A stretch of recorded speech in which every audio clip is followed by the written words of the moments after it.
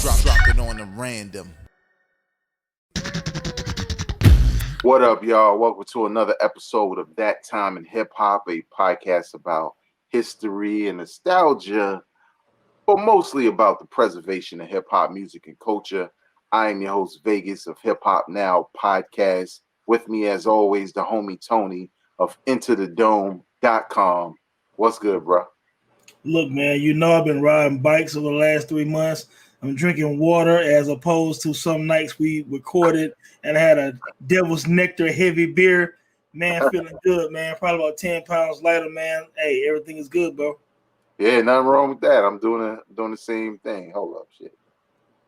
Same thing. Need some water. I was reaching for the pumpkin beer, and I was like, no, I ain't drink no water really today, except for when I went to the gym. Masked up, by the way, y'all. Masked up. It's different. You know what I'm saying? Yeah. When you're in the gym masked up, and it was only 25% capacity. I don't even think it was filled to 25%. But yeah, it is what it is, man. It's the life we live in.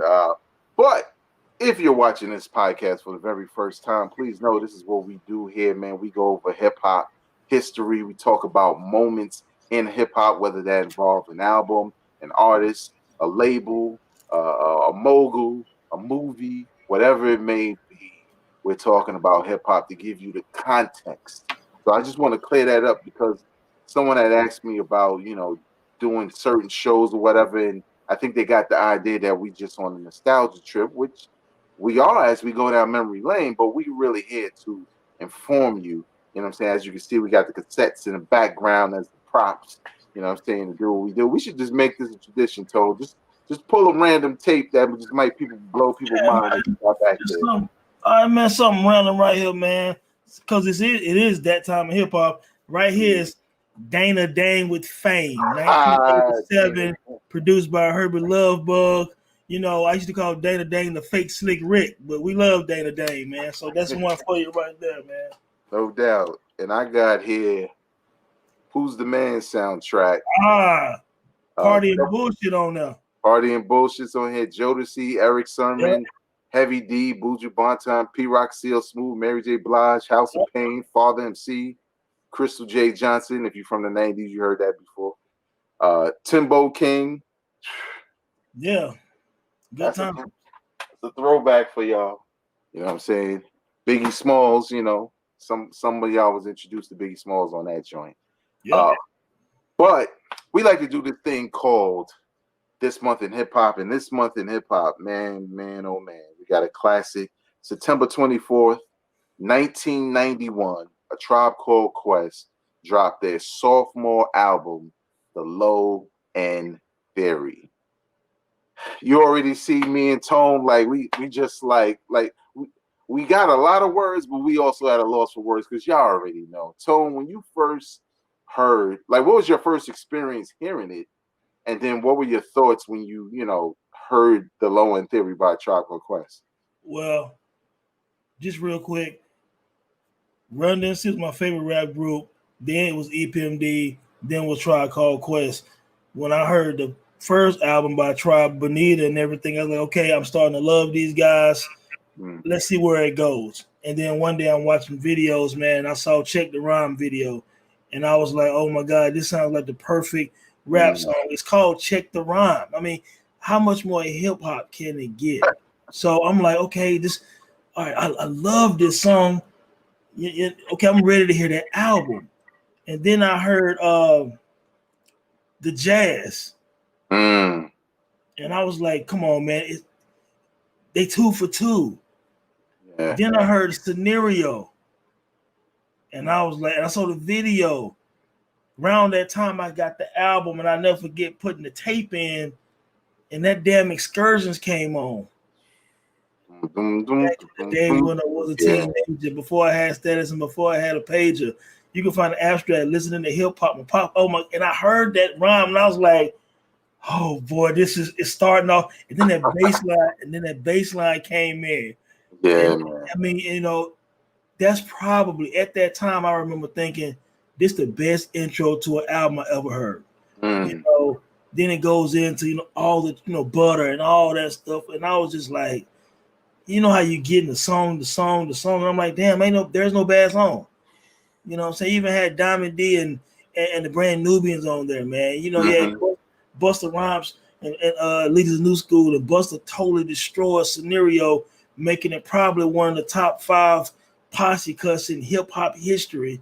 You know, the jazz influence on the Low End Theory is one of the first used. Dr. Dre admitted years later that he heard Q-Tip's production on the Low End Theory, and it motivated him while he was producing The Chronic. And so we're talking about, we're talking about a landmark album in the culture. Indeed. Talking about the influence after Low End Theory, you get the Midnight Marauders and all that, but you get everybody who was influenced by Native Tongue after that. Yeah. You know, and then, you know, Busta becomes a star off of that. And now he's a legend in his own right. You know, it's just at the time when the Brand Nubians on now, they had just dropped a 5-mic album in One for All. You know what I'm saying? Diamond D at that time was one of the bigger producers on the underground in New York. You know, and I tell you, man, it's you can make an argument that the Low End Theory is one of the top 10 hip hop albums of all time, and some would even say you can argue that it's in that 4 to 6 range. You can argue, you can debate that. I wouldn't challenge that, to be honest, especially that top 10. And like you said, maybe even the top 5, because even when you describe it, like I remember the first time I heard it, my brother bought it. I had heard Check the Rhyme, so I was already, you know, crazy off of that. And you know, that video dropped during the summer, so that song was just all summer. And I remember when my brother had the album, and like you said, man, that bass line from Excursions come on, and you're just automatically locked in. And you know, just such a melodic album using a lot of jazz samples and influences. I mean, Ron Carter is on the bass on the album. And for those people who don't know, Ron Carter don't do stuff like that. No, especially with hip hop. He's very particular about who he works with. And he worked with Tribe back then, so that says a lot. And you know, man, he teaches at some New York music school. Yeah, exactly. But like you said, man, crazy. We got the jazz Scenario verses from the Abstract that was spawned off of that album were crazy. Verses from the Abstract. Verses from the Abstract, yeah, man. Just classic example of a date rape. You know what I'm saying? Oh man. I think the only record I would skip, and now I let it rock, which is ironic, is Sky Page's joint.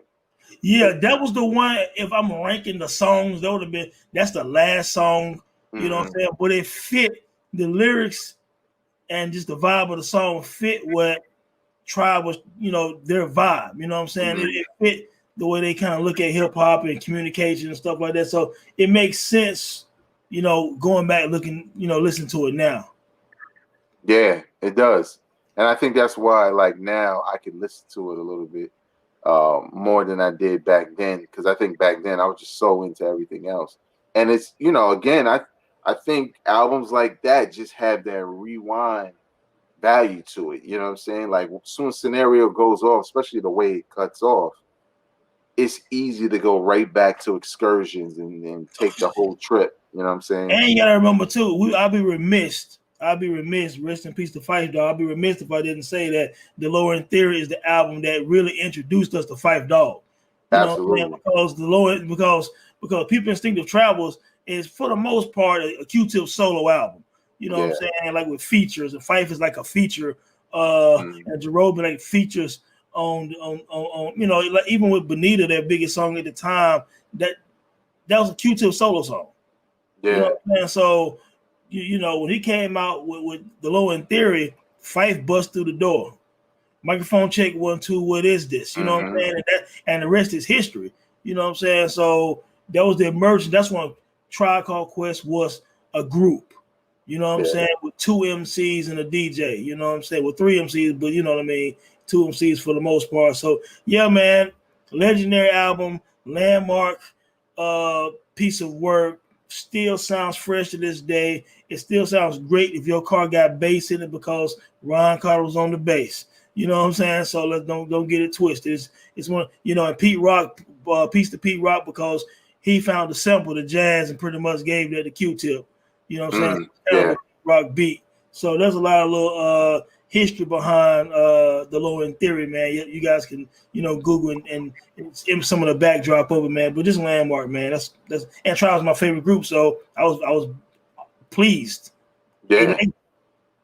And this September, it'll be the 24th year. So in 2021, it'll be 25 years since, I believe. I think so. It's 1991 when it came out. 1991. 1991 when it came out. But yeah, man, like, again, undeniable classic album out of 1991. If you don't know, do the knowledge on A Tribe Called Quest. It's the album that made them the group they are today. Obviously, they had several hits, or a couple of hits right before that, like Bonita Applebum and stuff like that. But the Low End Theory was the one that did it. And Check the Rhyme was the one that really set the tone for that album. And you didn't know what to expect until you got it. And it was so different from their debut. Oh, and real quick, you can also argue not only that the Low End Theory is a top 10 rap album of all time, you can argue that Check the Rhyme is a top 10 rap song of all time as well. And scenario. Absolutely. I remember like that summer when it came out. Like, you like a record a lot, but I mean, damn, there was times where I was like, this video come on one more time. Like, that joint was on repeat all the time. So yeah, I agree. I think that's dope too when you think about it. It's hard to deny that album or that single when you're talking about top 10 all time. It's just that much influence on the game at the time. So but all right, y'all. So now we're gonna get into the main topic at hand. And if you looked at the title, read the description, looked at the picture or the image or a couple of things that's been going on behind me, you already know what we're here to talk about, man. So Tone, tell the people what we're here to do. You know what? I've said this before on earlier podcasts that every now and then in every culture or genre rather of music, a comic flies through, an enigma happens, situation happens, and you don't know what to make of it at first, you know what I'm saying? And it's either underappreciated, overappreciated, but at some point in the future, you go back and look at it, and it is what it is, you know what I'm saying? And this month, man, as Vague said, you can look at the back behind him, we're here to talk about an enigma, MC Hammer. And MC Hammer, for some reason, a lot of fans. So hip hop did a nice little thing with MC Hammer. You know what I'm saying? We end up at some point making a mockery out of MC Hammer when he was the gold standard at one point of how to really take hip hop to another level. Yeah. Take your neighborhood and literally put your neighborhood on your back. Employ almost everyone you grew up with. Employ people you didn't grow up with, but that was from your neighborhood or your city. Mm-hmm. You have where Hammer became a joke like Vanilla Ice and Marky Mark and stuff like that. But when we really look at the essence of MC Hammer, he's a staple in this culture. Mm-hmm. He's a staple in hip hop, man, forever. Because look, Hammer did what nobody had done before. You know what I'm saying? He came through the door in 1985 and was doing little, local competitions and shows and performances, in Oakland, where he's from. Shout out to Oakland. Before he really popped off, he had little songs and stuff like that, but he wasn't getting no traction, man. And by the time his debut in '86 came, Feel My Power came on a little small independent label. People started kind of, taking notice to him. You know what I'm saying? But one thing they started noticing was, you know what? This dude is performing. Like, hip hop at that time in 86, 87, you started the party MC. They were still around, but the lyrical MC had really kind of taken prominence. You had Rakim, KRS-One, Kool G Rap, Slick Rick. You had these guys that was rapping, really rapping. Now, of course, you was going to eventually have, Kid and Play and Kwame and all these guys, but the respect came from the lyrical guys. You know what I'm saying? But Hammer took it to the stage again. Like he was almost the hip hop version of like Michael Jackson. You know what I'm saying? When you saw him perform, you was ignited with the energy, what he had on, which we're gonna get to some of that influence as well during this episode, because you laugh now, but y'all had them Hammer pants too. You know what I'm saying? Yeah, you was too legit to quit. You know what I'm saying? But you trying to laugh at him now, but you trying to dance like him back then. You know what I'm saying? But Hammer, to me,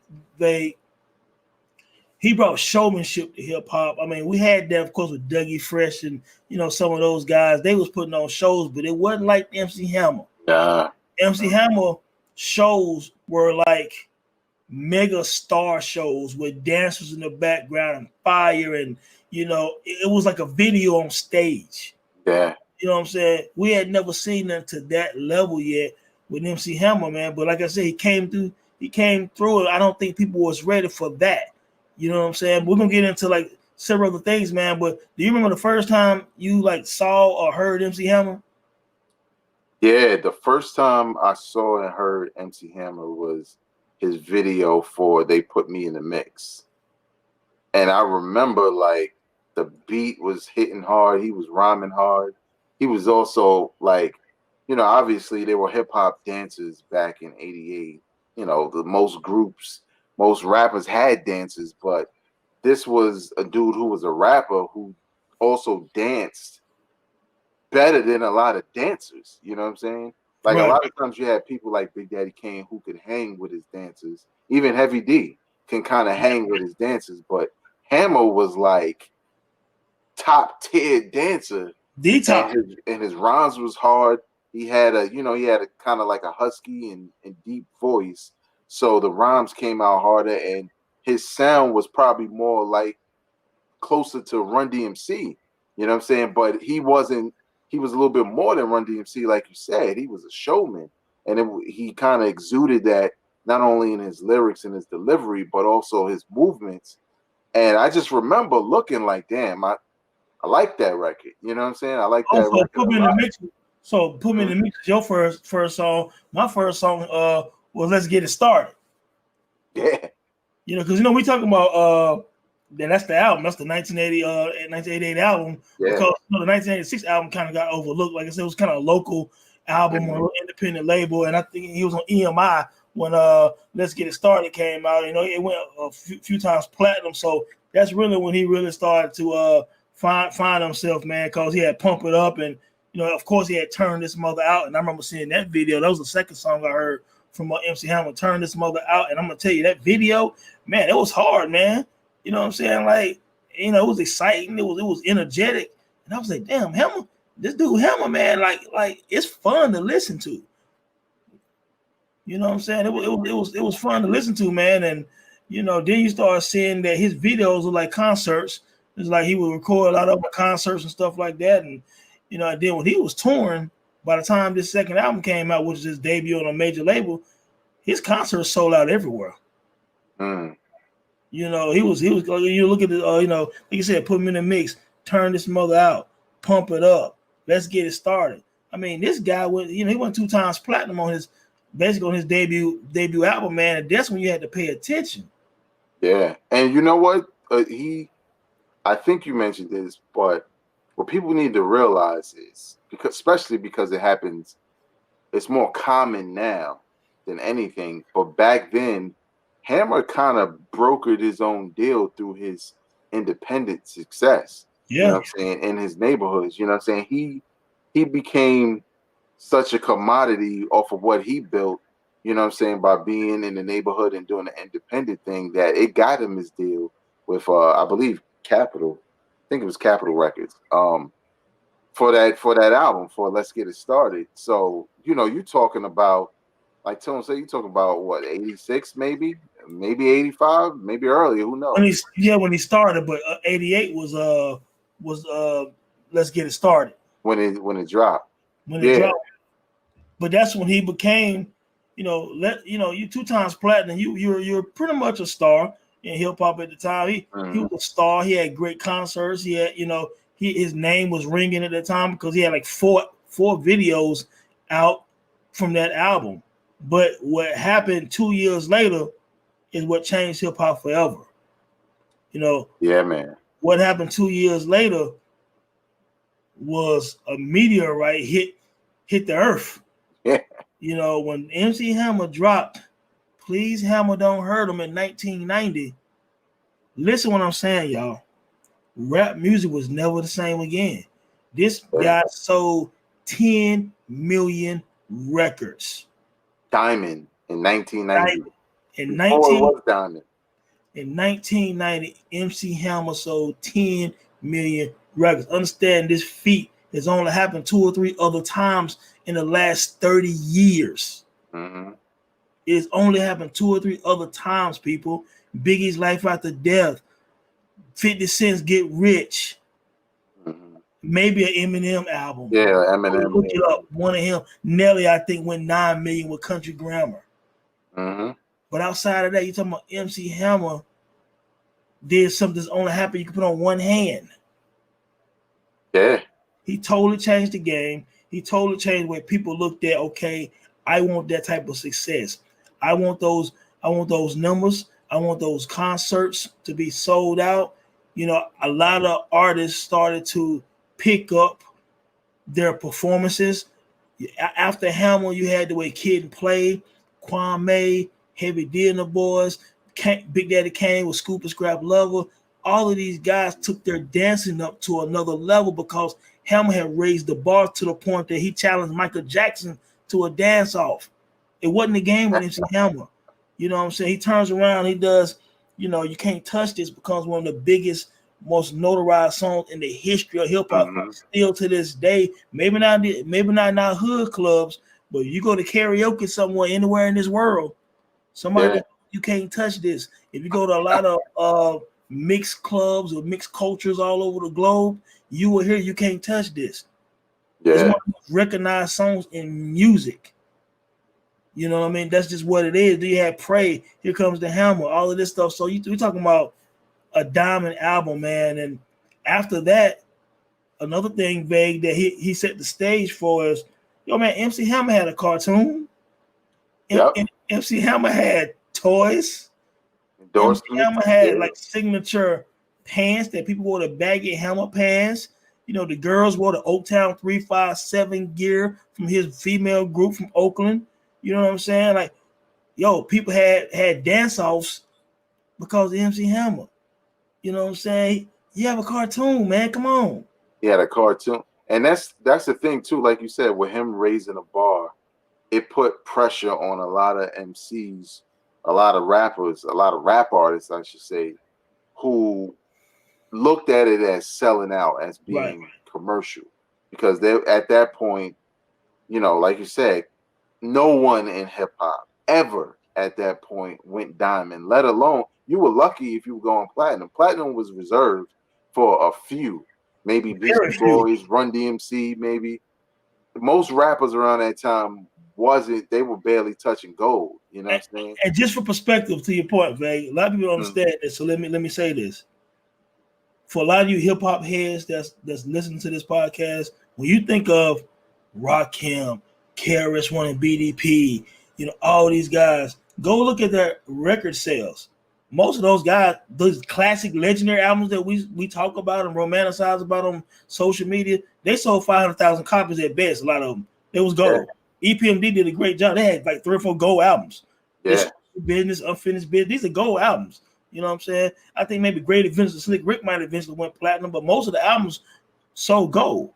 Yeah. You know, outside of Run DMC was going platinum, LL Cool J was going platinum. You know what I'm saying? And even at some point NWA went platinum, but outside of them, if you sold 250,000 records, 500,000 records, you was doing pretty good. You was doing good in hip hop. MC Hammer sold 10 million records. You call him a sellout, but you know, black people was buying his records and white people was buying his records. It wasn't just, trust me, a lot of people our age, we had MC Hammer tapes. Yeah, and you know what's funny? Like you said, like I knew a lot of people, including myself, who liked a ton of those MC Hammer records.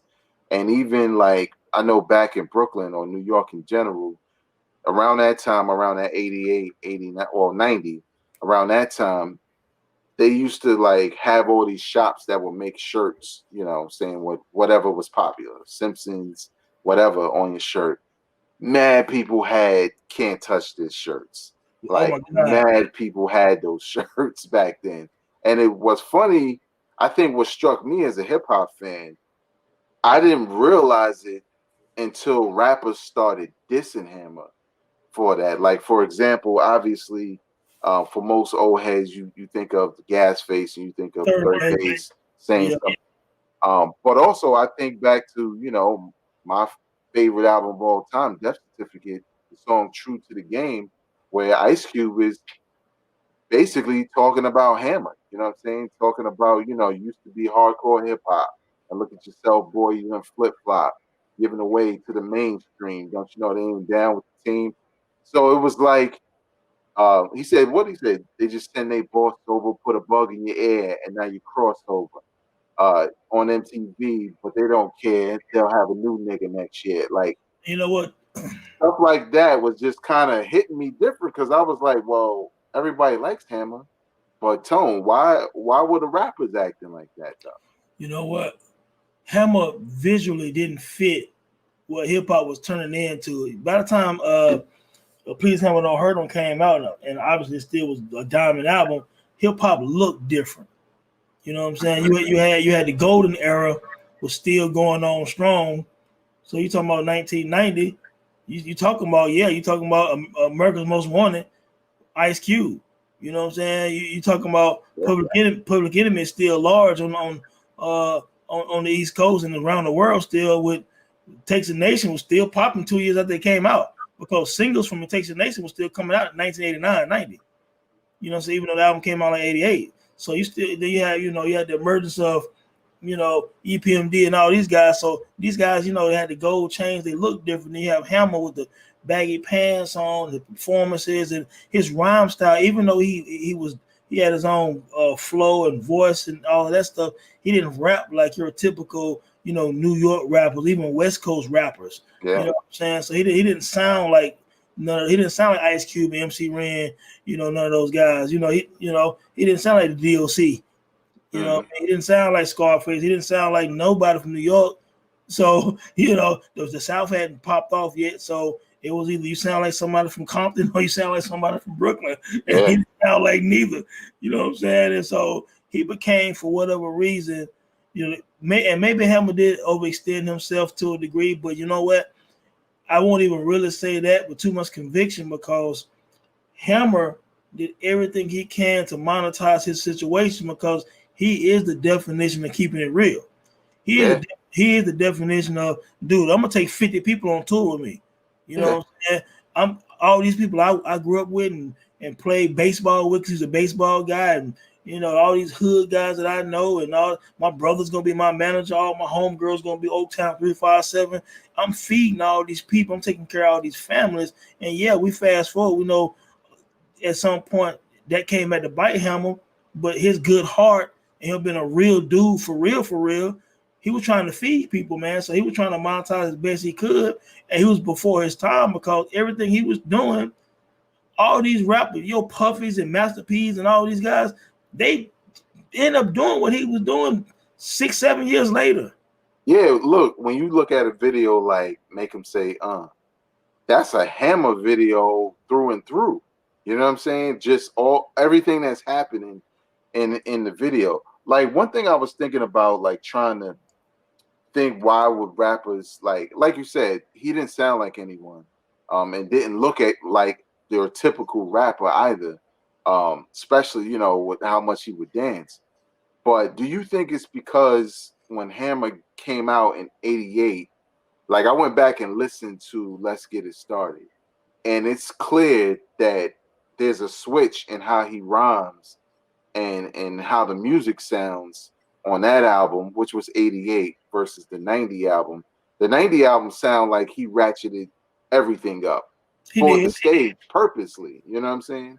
Whereas the other album, the debut album, sound more in line with the Run DMC and whoever else, in '88. Do you think it was because rappers saw him at that point, and then obviously there was a little jealousy, but also seeing somewhat of a change made them feel like he was crossing over. And was he really crossing over? You know what? I don't think he was crossing over. I think that, you know what, he got a perfect sample clearance where you can't touch this, and it just ran up the charts. You know what?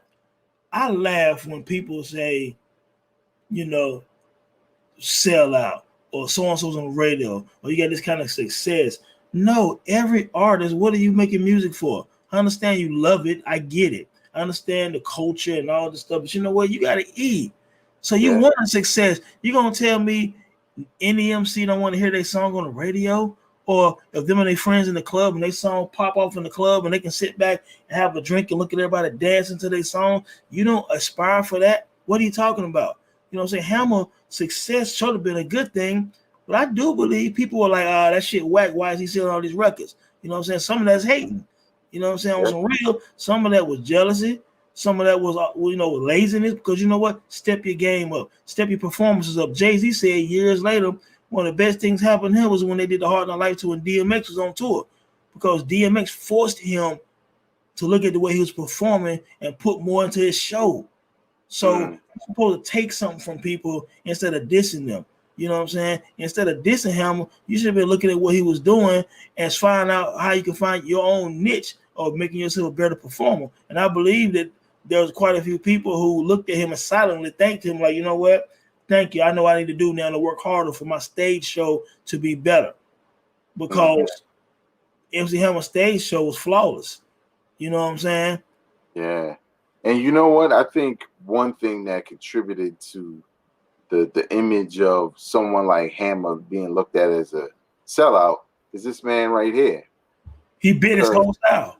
He bit his whole style. And the White Hammer made a parody of what Hammer done. He hurt him. Vanilla Ice basically stealing everything about MC Hammer, as you see behind Vague right now, actually hurt MC Hammer because people started to talk about them in the same light. You know what I'm saying? When Hammer was light years the talent that Vanilla Ice was, but because Vanilla Ice, Ice Baby, his fake Hammer dances, his fake Hammer pants, his fake everything persona, it actually hurt MC Hammer because Vanilla Ice, to his credit, he found his own little niche. He was very, very, very successful. You know what I'm saying? Which actually hurt MC Hammer because he was successful and it was a biter. He was a suck MC. He was a suck MC, as Random MC said. He's a true culture vulture. Absolutely. Because when your whole stake in the game is taking someone else's image and whole style and stage show and all of that, and knowing the country we live in, some people are going to be more attracted to hip hop if it looks like that. That's right. And if it looks like Hammer, then you can capitalize off of it. You know what I'm saying? And it's terrible. You know, he would never say that, but that's what the fuck it was. Exactly. You know? Yeah, Vanilla Ice was like kryptonite to MC Hammer, you know what I'm saying? And you know what? Once that kryptonite hit, a lot of other MCs, for whatever reason, see, this is when appearances can fool you. And MC Search talked about this on Vlad TV a couple years ago. See, people looked at MC Hammer and they thought MC Hammer was a sucker. You know what I'm saying? But what people found out behind closed doors, and now these stories popped up 20 years later through Redman and MC Search and Too Short, who was from Oakland, who knew Hammer brother, who knew Hammer people, whatever. You found out that MC Hammer wasn't no chump. You found out MC Hammer wasn't no sucker. Redman talked about MC Hammer at the MTV rap or MTV Raps. Their last performance, all the great MCs was there. He said, "Man, you guys can fact check me and go on YouTube. Redman's video with Vlad TV." Redman said Hammer pulled him to the side, like, "Look, young buck, real talk. Don't be talking about me like that. My mom's and all this kind of stuff like that." And Redman was like, "Look, you dog, I'm from the projects in Jersey. I ain't no sucker." But I was like, "Yes, sir, Hammer." You know what I'm saying? Because Hammer grown man like Chuck D. See, when you meet him and you talk to him, it ain't that goofy shit you think. You know, then you find out like See, energy is real. With us men with testosterone, you find out you in the presence of another man. Mm-hmm. And people found out that Hammer just liked to dance because he could dance, he could perform. That's what he liked to do. But behind closed doors, it wasn't no sucker shit.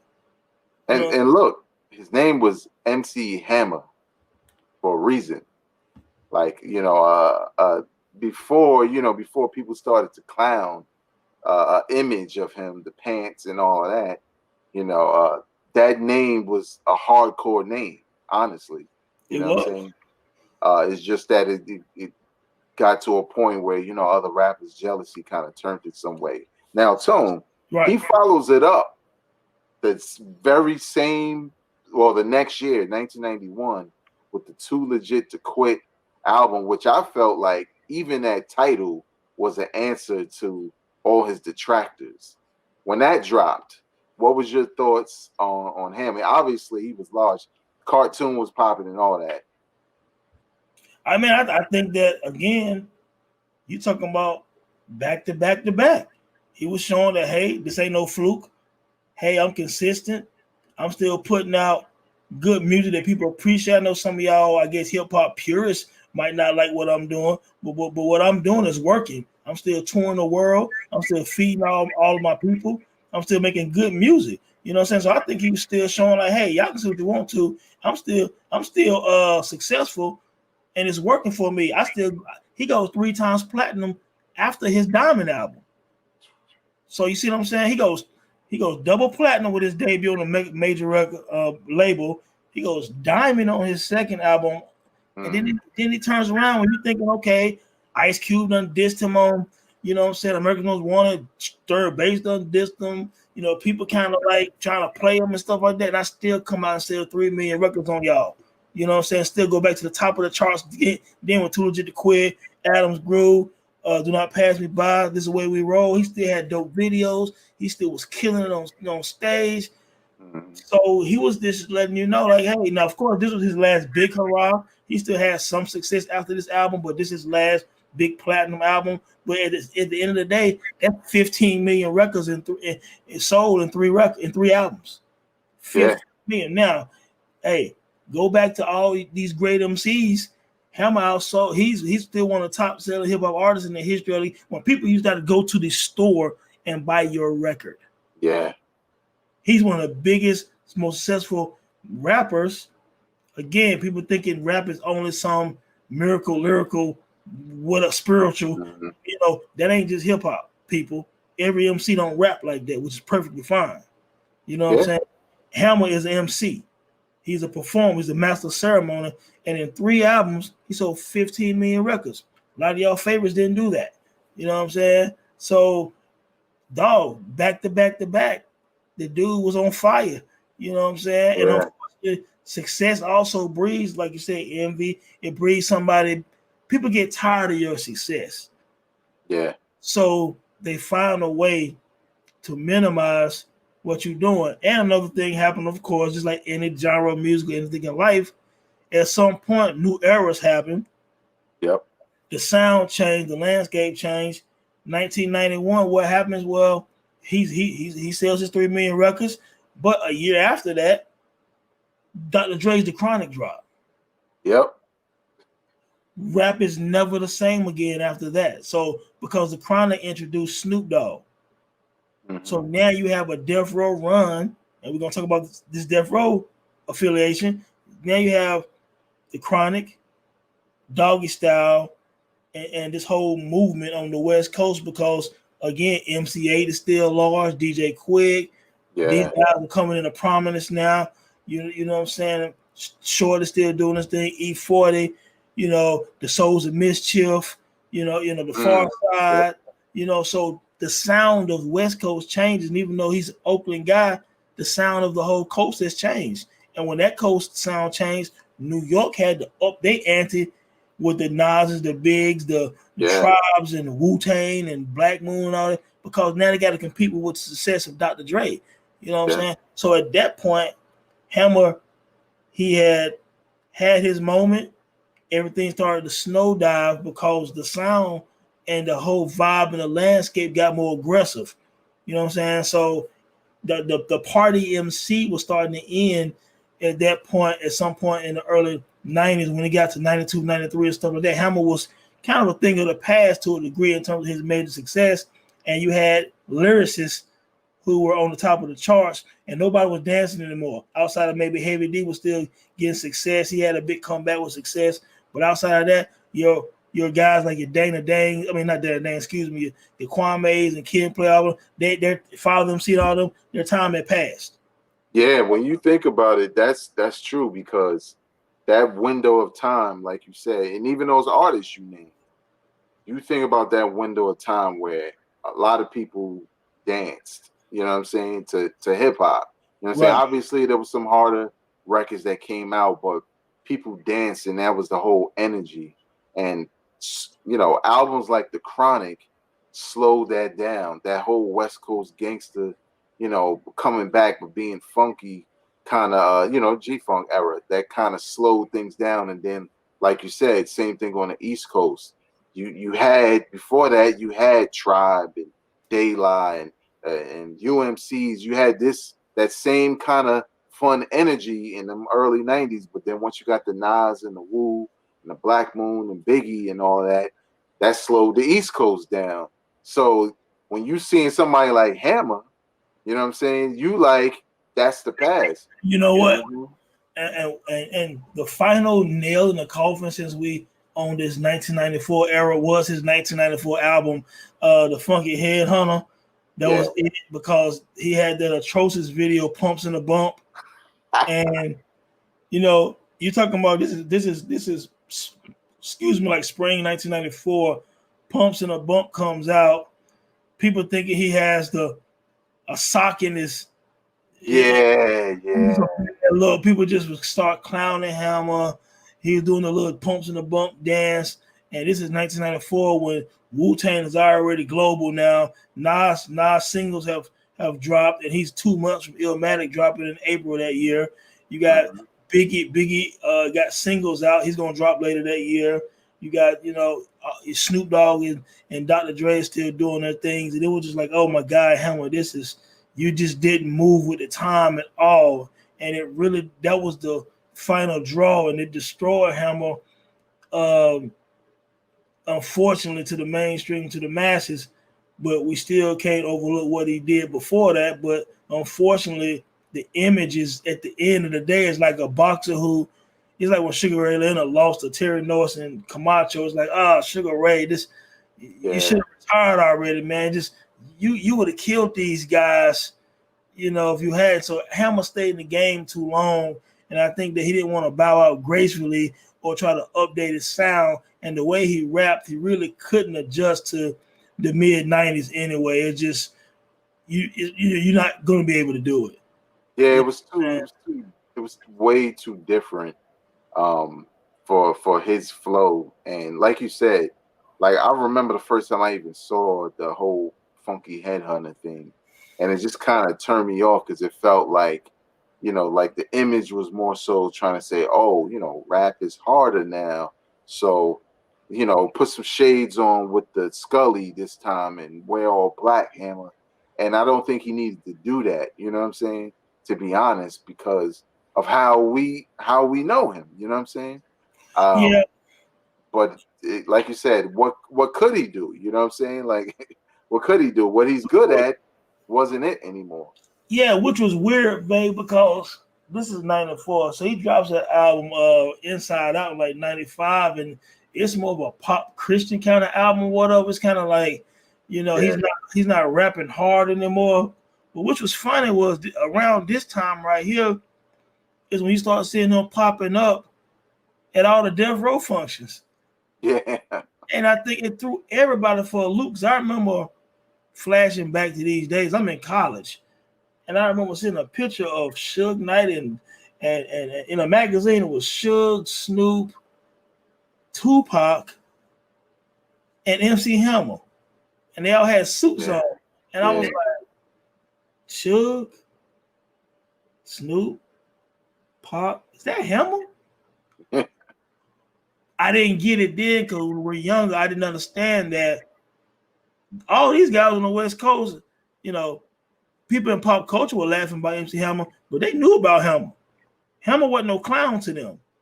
Tupac confided in Hammer a lot. He talked to Hammer a lot. He got game from Hammer a lot. So did Snoop. You know what I'm saying? Suge Knight respected MC Hammer. You hear all these stories about Suge acting a fool and slapping cats up and doing all this crazy shit. You ain't never heard Suge Knight say nothing disrespect to MC Hammer. Understand, y'all? Suge used to have cats. Nate Dogg said he always had his gun with him when he went to the studio. A lot of guys didn't know what to expect when Suge Knight came in the building.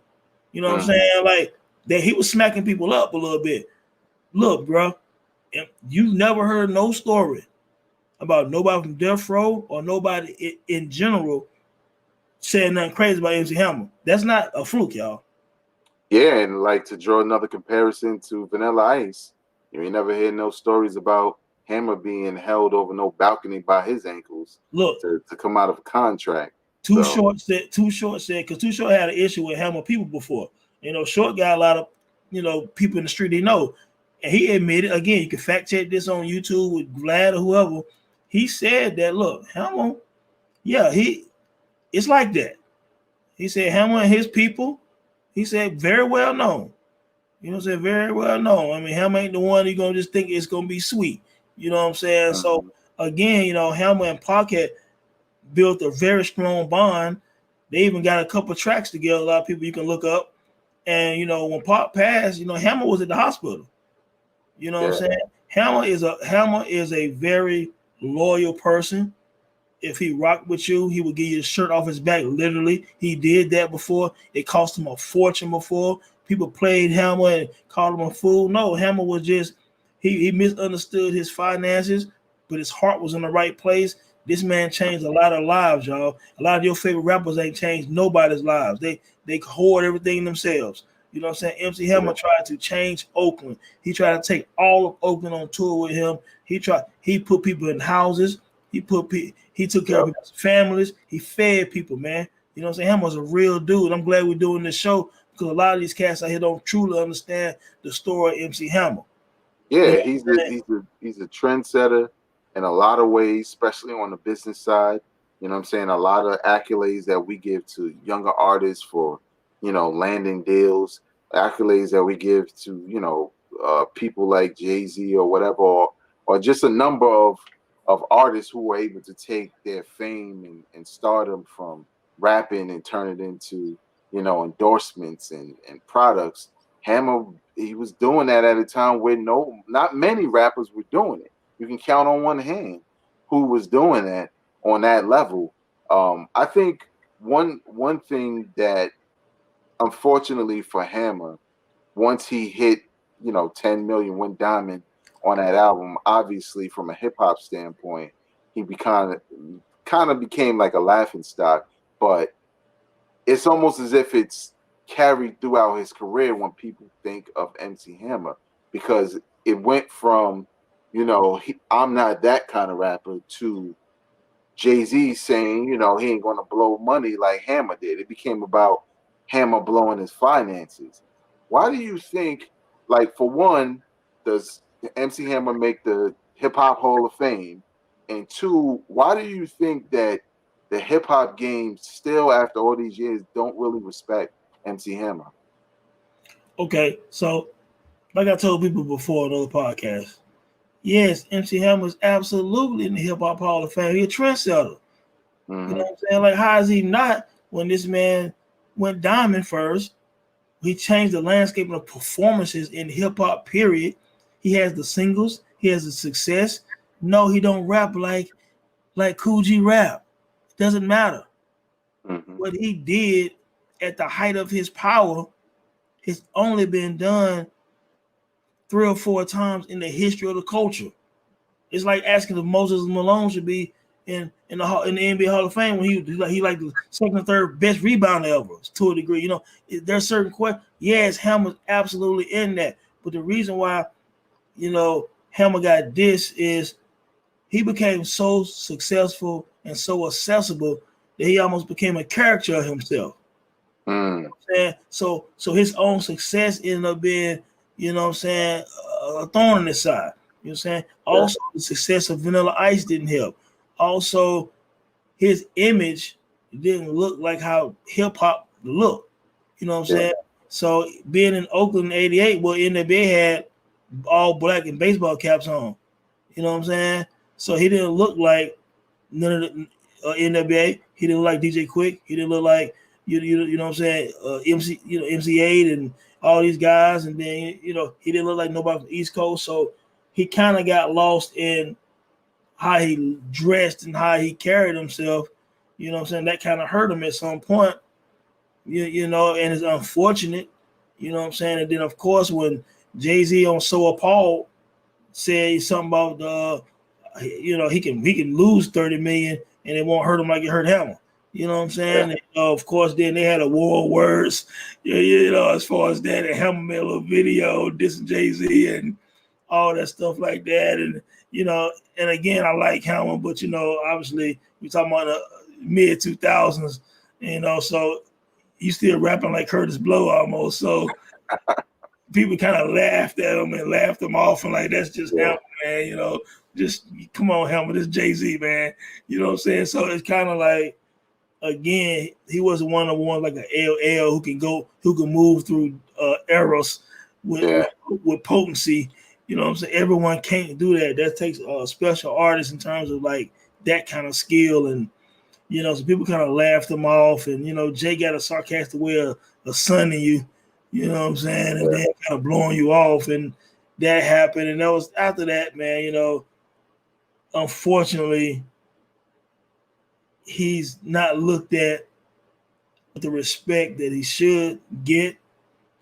I hope some people go back now and do the knowledge on Hammer, and he deserves a whole lot of respect. Unfortunately, hip hop turned their back on Hammer, and I hate that hip hop turned their back on Hammer because he laid the foundation and groundwork for a lot of successful guys after him.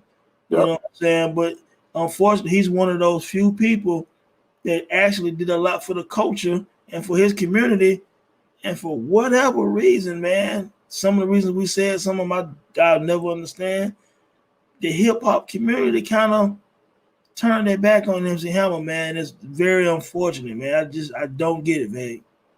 Yeah, it's almost as if, like, people don't consider, like, they don't see him as a hip hop artist, which is crazy when you think about it, because he is a hip hop artist. Absolutely. Like, and what I do like, I think in the past, what he did, I don't think it was smart to fight the hate, because I think it fueled it more than anything, because I don't think people were going to ever change their mind. I think what he does now is he embraces the caricature. Like, he had the Super Bowl commercial where he put the outfit on again. He had the fake flat top, and he could still move. And that was my first thought when I saw him dance a little bit. I was like, oh, Hammer still got it. And I think, it's almost like hip hop tries to treat him as a cautionary tale, even though they benefited from his success more than they even realized, or at least some of them realized. So I agree. I think Hammer easily gets into the Hip Hop Hall of Fame, because without Hammer, there's a lot of things that just doesn't happen. You know what I'm saying? Yeah, it's just too many things that don't happen. My God, they done put Milli Vanilli on the damn TV. But yeah, man, it's just certain things in hip hop that don't happen. And I'm not saying there wouldn't be a Jay-Z or there wouldn't be a Chronic or whatever the case. I'm just saying people watch what Hammer was doing. They didn't just hate on him. You know what I'm saying? So it's one of those things, man. It's a time in hip hop that, we can't necessarily be proud of. But at the same time, like we said earlier, don't let them rappers fool you. A lot of people in the streets, east to west to south, was loving them Hammer records, was doing them dances. Like you said, some of them had the parachute pants. Also doing what's the dance called? The typewriter. Hey man, Hammer used to get busy, bro. Yeah. Right. So what do y'all think about MC Hammer his history, his place in hip hop, everything that we said on this show.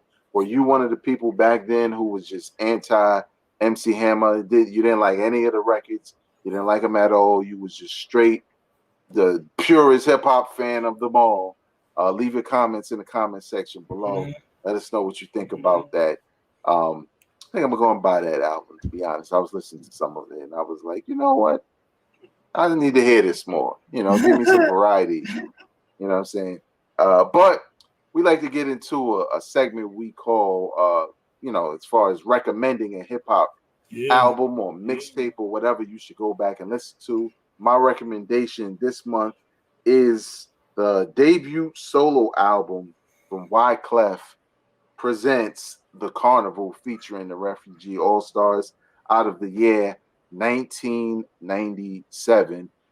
This is coming off of the score, you know what I'm saying? And like, I didn't know what to expect. Like, I wanted to hear Wyclef album, but I didn't really know what that would sound like. And I remember reading about it before it came out. I believe this album dropped the same day, or if not, a week apart from Wu-Tang Forever, because I remember them being really close to each other. I think they were close. Yeah. But I remember not knowing what I was going to get, and I read an article prior to the album dropping, and he was called the Carnival. And you know, if you know about Carnival as far as the Caribbean goes, him being Haitian, but also including everything else, Barbados, Trinidad, you know, Jamaica, everybody. And he wanted to create an album that was like the essence of that. And I remember I bought the album because I loved the Fugees. You know what I'm saying? I love everything they was doing.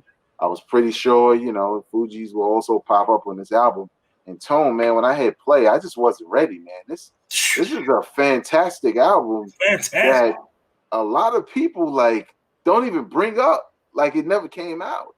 That could be due in part to Wu-Tang Forever, you know, Wu-Tang's sophomore album being really close in release date, not the same day. And then 1997's Life After Death with Biggie too. Oh yeah, Life After Death it was so much happening in the game that I think people didn't, you know, a lot of people heard this album, but you forget about it. And I had went back like a couple of days ago and I was just listening. I was like, you know what? I've had this album since 97. Let me just listen to it because I haven't listened to it in a while. And man, I love this album, man. I don't know what the hell I was thinking, not going back to it sometimes.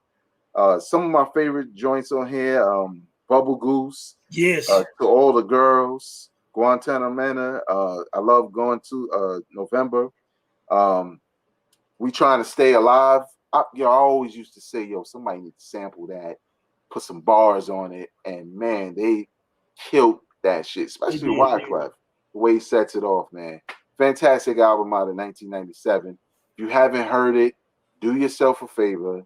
Wyclef presents The Carnival featuring the Refugee All Stars, one of the best hip hop albums of all time. Yes, I said that. Tone, when let me know what you thought about that album when it dropped, and what's your recommendation? Look, man, you know, when the Fugees was out and I heard Blunted on Reality and of course the score, you know, it wasn't just Lauryn Hill like some people used to always say. I always thought, I said, Wyclef is dope. Mm-hmm. You know what I'm saying? He had flavor. He had other different styles because of his culture. You know what I'm saying? But he's a hip hop dude too. He's an MC as well. But he's also a lot of other things when it comes to music. You know what I'm saying? So I was anticipating after hearing the single or whatever. I was like, well, this Wyclef drunk might be right. And there's a record store by UNCG. I was going to my senior year called School Kids. I went in there because the guy, I knew him, older dude, he would let me listen to the album before I bought it. So I said, damn, let me throw this CD in this Wyclef. And I remember going next. I was like, this joint is amazing, bro. Like, that Bubble Goose joint is cold. And I was just like, this is a hot album, man. Like, I honestly, we're talking about albums that feel like it's a real piece of art. I mean, he put a lot into the album, the instrumentals, the production, the various styles. I mean, I would probably give this album, man, if not a 4, 4.5 mics, man. Like, it's a great album. Like, go back and listen to it, y'all. Understand this is 1997. This is Wyclef and the Fugees. Just you do the score and turn around and do the carnival. Why Clef need to be talked about a little bit more in these hip hop circles, man? Like, exactly, truly, man. But sticking to 1997, which actually an underrated year, because people keep acting like it was just about Puff and Mace when you had Wu-Tang and the biggest last album and stuff like this. I mean, the year was great. So sticking to 1997, man, I got this soundtrack to the documentary When We Were Kings. This documentary right here had a soundtrack with a lot of dope music on it. There was some hip hop music on it as well, but it was about the Ali and Foreman fight. You know what I'm saying, about the documentary, man. And there's a song, track number 1 on here is a joint called Rumble in the Jungle by the Fugees. Speaking of the Fugees, by the Fugees, Busta Rhymes, Tribe Called Quest, and John Forte. And I'm gonna tell y'all, go to YouTube after you listen to this, put in Rumble in the Jungle by the Fugees, and you're gonna hear a Tribe Called Quest, Busta Rhymes, and John Forte get off. And I'm gonna tell y'all something too. Go back and check out some John Forte. That dude can rap. That Poli-Sci, trust me, you'll thank me, Poli-Sci. But anyway, yeah, that was a dope song on there, man. But a lot of good artists on there, man. You can even look Bill Withers on there, man, and the Spinners, man, Jazz Crusaders, man, BB King. You know, I know it's not mostly hip hop, but the fact that Ali does several intermissions on here, and Ali is an MC. You know what I'm saying? Yeah, master of ceremony. So I thought it would be creative for me to pick When We Were Kings, man. And again, track number 1, Rumble in the Jungle by the Fugees, is a dope track. And the Fugees got several tracks back there that weren't on their albums that you can check out. You know what I'm saying? This is definitely one of them. And yeah, man, this was dope, man. Have you ever heard this before, man? Yeah, I remember when it came out, especially the Rumble in the Jungle joint. Yeah. Like I think what people, even though we did a soundtrack show, mostly hip hop soundtracks, but I think people, again, if you go back and watch that show, we kind of articulate what we feel about that era of soundtracks. But this is another example, man. It was just a time where people were working deeply on soundtracks. You know what I'm saying? Like, the soundtracks was just as important as the film, and fans took it that same way. You know what I'm saying? Like, you wanted to see this documentary bad, but you saw the track list of who was on the soundtrack, so you definitely was going to buy it. Or even if you went and watched it and you jamming in the theater, you like, I'm gonna buy that shit as soon as we get out of here. Yeah, you know it was like a tradition. It was. So yeah, man, I think it was a dope soundtrack, like you said. A lot of different artists on there, different genres, but definitely Ali, that's all he did was rhyme. You know what I'm saying?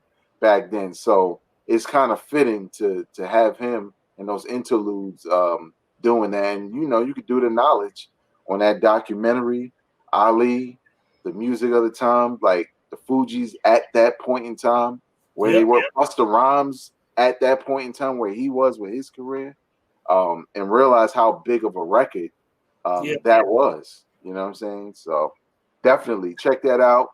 When We Were Kings soundtrack, Wyclef, The Carnival, Wyclef Presents The Carnival, 2 dope albums out of 1997. You should definitely check out. That's going to do it for us, man. We hope you enjoyed the program. If you enjoyed the program, feel free to watch more episodes, because we got so many on here now. It's just a smorgasbord of hip hop talk. But hit that like button, because that's important. Also, if you have a comment, we read the comments, so leave your comment. But more importantly, share this podcast with people you know enjoy this kind of hip hop content. On behalf of the homie Tony of IntoTheDome.com, I'm Vegas of Hip Hop Now podcast. Go out and support real hip hop. Peace. And check out our boxing podcast, by the way, also Championship Rounds podcast. We talk boxing and all that good shit. All right. Peace. Peace. Drop it on the random.